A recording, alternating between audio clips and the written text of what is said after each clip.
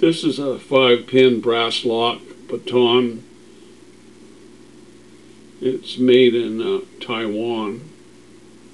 Has a warning on the back not to remove the lock because it'd be breaking and entering. Nice little warning. Never saw that on another lock.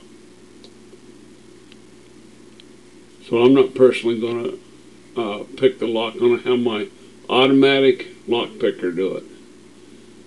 You don't have to use one finger. I know you've seen people that can pick lock with one finger. Anybody can do that. But have you got a lock pick that will pick the lock by itself?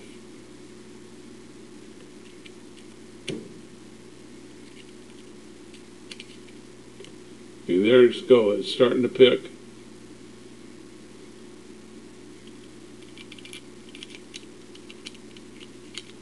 I think it's got all 5 of them. You got them? Yep. There it is. Good job. Good job. You're a good boy. Good boy.